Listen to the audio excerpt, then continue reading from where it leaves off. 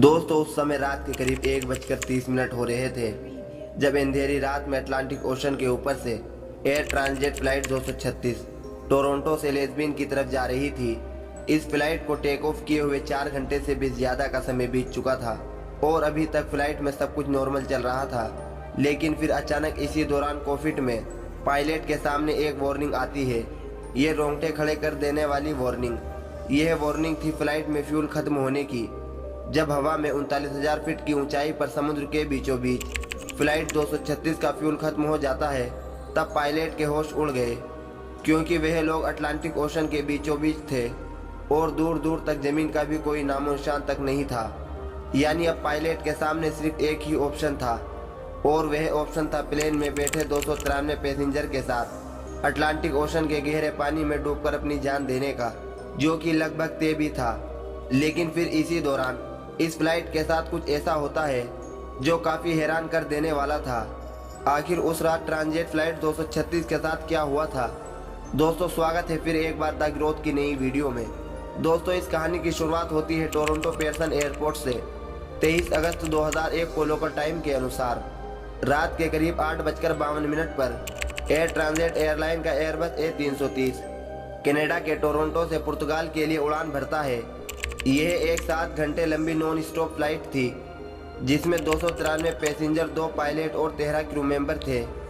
Take off करने से पहले फ्लाइट में लगभग 96.9 मीट्रिक टन फ्यूल भरा गया, जो कि जरूरत से लगभग 4.5 टन ज्यादा ही था।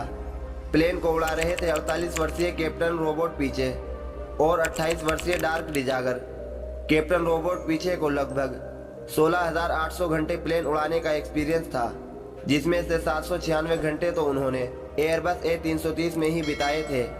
वहीं पर डार्क डिजागर को भी लगभग 4,800 घंटे फ्लाइट एक्सपीरियंस था, जिसमें से 386 घंटे उन्होंने एयरबस A330 उड़ाया था, जिसका मतलब था कि यह दोनों ही पायलट काफी एक्सपीरियंस थे। पैसेंजर के बोर्डिंग के बाद लोकल टाइम के मुताबिक 8:52 पर यह प्लेन टेक ऑफ करता है और लगभग कुछ ही मिनटों में यह 39,000 फीट के एल्टीट्यूड तक पहुंच जाता है, जो कि इसका क्रॉसिंग एल्टीट्यूड था। उड़ान के बाद अब प्लेन सीधे अटलांटिक ओशन को पार करते हुए लेस्बियन में ही उतरने वाला था। टेक ऑफ के वक्त प्लेन में सब कुछ नॉर्मल चल रहा था। अधिकतर पैसेंजर सो रहे थे। क्रू मेंबर और पायलट के पास भी कोई खास काम नहीं था। प्लेन को उड़ान भरे अब 4 घंटे से भी ज्यादा का समय बीत चुका था और अब यह फ्लाइट अटलांटिक ओशन के बीचों बीच उड़ रही थी कि तभी रात के 1:03 पर कैप्टन रॉबर्ट पीछे कॉकपिट में एक असामान्य रीडिंग नोटिस करते हैं। कुछ ही देर में एक एरर भी शो होने लगता है। यह एरर था हाई तेल प्रेशर, लो तेल क्वांटिटी, लो ऑयल टेम्परेचर का। अब इस तरह की लंबी नॉन स्टॉप फ्लाइट में ऐसे छोटे मोटे एरर आना एक आम बात थी और पायलट खुद ही या क्रू मेंबर की मदद से कॉकपिट में बैठे बैठे इन्हें ठीक भी कर देते हैं। लेकिन इस ट्रांजिट फ्लाइट में यह जो एरर दिख रहा था वह नॉर्मल नहीं था। कैप्टन और फास्ट ऑफिसर दोनों को ही एयरबस A330 का इतना एक्सपीरियंस होने के बाद भी इन दोनों ने अपने पूरे करियर में इस तरह का एरर पहले कभी नहीं देखा था। इसीलिए यह लोग फ्लाइट मैनुअल खोलकर इसके बारे में और पता लगाने की कोशिश करते हैं, लेकिन फ्लाइट मैनुअल में भी इसके बारे में कुछ नहीं था। अब अगर पायलट चाहते तो इस एरर को इग्नोर भी कर सकते थे, लेकिन जाहिर सी बात है कि जब आप समुद्र के बीचों बीच हो तो आप किसी भी तरह का रिस्क नहीं लेना चाहेंगे। इसीलिए कैप्टन पीछे ने इस मामले के बारे में और ज्यादा जानने के लिए एयर ट्रांजिट के मेंटेनेंस कंट्रोल सिस्टम से मदद मांगी। लेकिन हैरानी की बात तो यह थी कि इस प्लेन की मेंटेनेंस टीम भी इस एरर के बारे में कुछ नहीं जानती थी। मेंटेनेंस टीम ने पायलट को सलाह दी कि वह लोग इस पर लगातार ध्यान रखें और जैसे ही उन्हें कुछ पता चले तो वे तुरंत इन्फॉर्म करें। इस घटना को हुए अब काफी वक्त बीत चुका था और पायलट अब यह मानकर रिलैक्स हो चुके थे कि यह शायद किसी पोलिटिक सेंसर की वजह से हुआ होगा, जो कि काफी नॉर्मल बात थी। लेकिन इस घटना के ठीक आधे घंटे बाद रात के 1:36 पर पायलट को एक और वार्निंग दिखाई देती है। यह वार्निंग थी फ्यूल अनबैलेंस की। दरअसल हर प्लेन में फ्यूल दोनों विंग्स में बराबर भरा हुआ होता है, लेकिन कभी कभार एक विंग्स में फ्यूल थोड़ा ऊपर नीचे हो जाता है। इसीलिए कॉकपिट में अनबैलेंस की वार्निंग सुनाई देने लगती है। लेकिन यह एक ऐसी प्रॉब्लम थी जिसे पायलट कॉकपिट में बैठे बैठे ही ठीक कर सकते थे। पायलट ने ठीक ऐसे ही किया।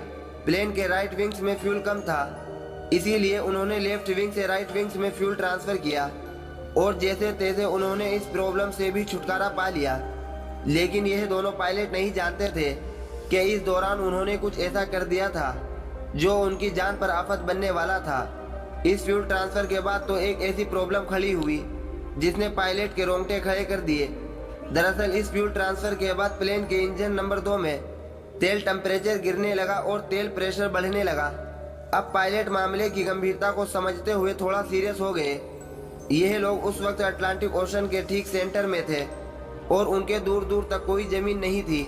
सबसे नजदीकी एयरपोर्ट जो था वह था पुर्तगाल के एजोरेस आइलैंड पर मौजूद लार्जेस्ट एयरपोर्ट। पायलट ने एयरपोर्ट अथॉरिटीज से तुरंत कांटेक्ट किया और उनसे इमरजेंसी लैंडिंग की परमिशन मांगी और उन्हें लैंडिंग की परमिशन भी मिल गई। फिर उन्होंने प्लेन को एजोरेस आइलैंड की तरफ मोड़ भी दिया। लेकिन इसी दौरान कैप्टन पीछे को पता चला कि प्लेन में हर बीतते हुए 1 सेकंड के साथ 1 गैलन फ्यूल कम होता जा रहा है और अब इनके पास में 60 टन फ्यूल ही बचा था।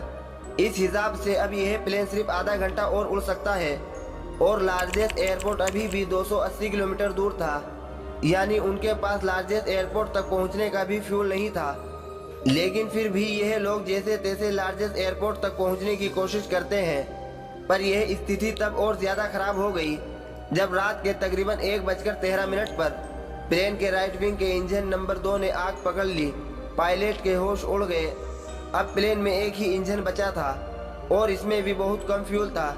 पर जो भी हो, हकीकत तो यही थी कि वह एक इंजन ही प्लेन का आखिरी सहारा था। लेकिन प्लेन को एक इंजन पर उड़ाने के लिए कैप्टन पीछे इस प्लेन को 39,000 फीट के एल्टीट्यूड से 33,000 फीट के एल्टीट्यूड पर ले आए। फ्यूल अभी भी तेजी से कम होता जा रहा था। पायलट को लगा कि कहीं पर कोई लीकेज है, इसीलिए उन्होंने इस लीकेज को ढूंढने का भी ट्राई किया। लेकिन अंधेरा होने की वजह से वे उसे ढूंढ नहीं पाए। इसी दौरान उनसे प्लेन की मेंटेनेंस टीम कांटेक्ट करती है और उन्हें सजेस्ट करती है कि वह प्लेन को 33,000 फीट के एल्टीट्यूड से 2,000 फीट तक ले आए, ताकि अगर कोई लीकेज है तो उसका भी पता चल सके। पर पायलट इस तरह का रिस्क नहीं ले सकते थे, क्योंकि अगर प्लेन एक बार इतनी नीचे आ जाता और लीकेज कंफर्म भी हो जाता तो भी वह वापस इतनी ऊंचाई पर नहीं पहुंच सकते थे और उन्हें मजबूरन समुद्र में ही लैंड करना पड़ता। और अगर इस लैंडिंग को करते समय थोड़ी सी भी ऊंच नीच होती तो पूरा प्लेन समुद्र में समा जाता। इसीलिए पायलट मेंटेनेंस यूनिट की बात नहीं मानते और किसी भी तरह का रिस्क ना उठाते हुए 33,000 फीट के एल्टीट्यूड पर ही रहते हैं। पायलट को अब उम्मीद थी कि वह एक इंजन के दम पर ही लार्जेस्ट एयरपोर्ट पर सेफली लैंड कर सकते हैं। इसीलिए एयरपोर्ट अथॉरिटीज ने भी लैंडिंग के वक्त किसी भी तरह के रिस्क को खत्म करने के लिए रनवे पर पूरी तैयारी कर रखी थी। प्लेन अब धीरे धीरे लार्जेस्ट एयरपोर्ट की तरफ बढ़ रहा था। लेकिन इसी दौरान प्लेन के इंजन नंबर 2 में आग लगने के सिर्फ 10 मिनट बाद ही प्लेन का इंजन नंबर 1 भी आग पकड़ लेता है। इसी के साथ अब यह भी कंफर्म हो गया था कि प्लेन में कहीं ना कहीं तो लीकेज हो रहा है। पर अब इस बात का कोई मतलब नहीं था, क्योंकि दोनों इंजन तो खराब हो चुके थे। इंजन खराब होते ही पूरे प्लेन की इलेक्ट्रिसिटी सप्लाई भी बंद हो जाती है। हालांकि एयर टरबाइन की मदद से कॉकपिट में अभी भी इतनी इलेक्ट्रिसिटी तो थी कि जरूरत के इक्विपमेंट चल सके। रात के करीब 2:30 पर पैसेंजर केबिन में ऑक्सीजन मास्क नीचे आ जाते हैं और सभी पैसेंजरों में अफरा तफरी मच जाती है। इस वक्त प्लेन 30,000 फीट की ऊंचाई पर आ चुका था और अब प्लेन ने ग्लाइड करना शुरू कर दिया और अब लार्जेस्ट एयरपोर्ट और प्लेन के बीच की दूरी भी सिर्फ 121 किलोमीटर ही बची थी, जो कि ग्लाइड से तो तय हो सकती थी। लेकिन इस दौरान पायलट के सामने एक और समस्या खड़ी होती है। यह प्लेन ग्लाइड करते करते एजोरेस आइलैंड के इतने नजदीक पहुंच चुका था कि अब उसके और एयरपोर्ट के बीच सिर्फ 15 किलोमीटर ही दूरी बची थी। और प्रॉब्लम यह थी कि प्लेन अभी भी 20,000 फीट की ऊंचाई पर था और अगर पायलट इतनी ऊंचाई पर इस प्लेन को लैंड करवाने की कोशिश करते हैं तो प्लेन क्रैश होने की बहुत ज्यादा संभावना थी।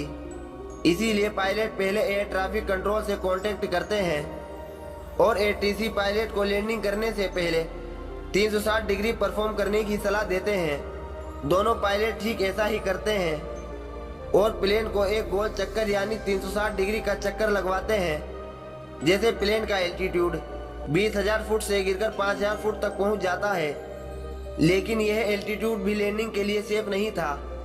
इसीलिए पायलट प्लेन से कई सारे स्टंट परफॉर्म करवाते हैं, जिससे प्लेन 2000 फीट की ऊंचाई पर आ जाता है और यह प्लेन की लैंडिंग के लिए एकदम सही ऊंचाई थी। अब दोनों पायलट प्लेन को लार्जेस्ट रनवे पर ले आते हैं, लेकिन यह लैंडिंग भी खतरे से खाली नहीं थी। लैंड करते ही प्लेन के 12 में से 8 व्हील पूरी तरह लॉक हो गए और प्लेन की स्पीड भी तकरीबन 370 किलोमीटर पर आवर थी। इतनी हाई स्पीड होने के कारण रनवे पर टच करते ही प्लेन एक बाउंस लेता है और फिर रनवे पर आगे बढ़ने लगता है। लगभग 2300 मीटर चलने के बाद प्लेन के ब्रेक लगते हैं और प्लेन लैंड कर जाता है। इस वक्त तक प्लेन के अधिकतर टायर फट चुके थे। लैंडिंग के दौरान प्लेन में काफी अफरा तफरी मची हुई थी, जिस कारण लगभग 14 पैसेंजर और 2 क्रू मेंबर को हल्की मुल्की चोट आई, लेकिन किसी को भी कोई ज्यादा नुकसान नहीं हुआ। इस घटना के बाद पुर्तगाल एविएशन ने इन्वेस्टिगेशन डिपार्टमेंट GPIAA ने इसकी इन्वेस्टिगेशन की तो पता चला कि उड़ान से पहले मेंटेनेंस क्रू ने प्लेन के हाइड्रोलिक सिस्टम में एक गलत पार्ट इंस्टॉल कर दिया था, जिस कारण उड़ान के कुछ देर बाद ही यह पार्ट खराब हो गया और प्लेन में फ्यूल लीकेज होना शुरू हो गया, जिस वजह से प्लेन के दोनों इंजन जल गए। इस घटना में एयर ट्रांजिट की भी गलती थी, इसीलिए कनेडियन गवर्नमेंट ने कंपनी पर लगभग $2.5 लाख का जुर्माना लगाया और एयरबस ने भी आगे चलकर अपने सभी प्लेन में जरूरी बदलाव किया ताकि इस तरह की प्रॉब्लम दोबारा फेस ना करनी पड़े।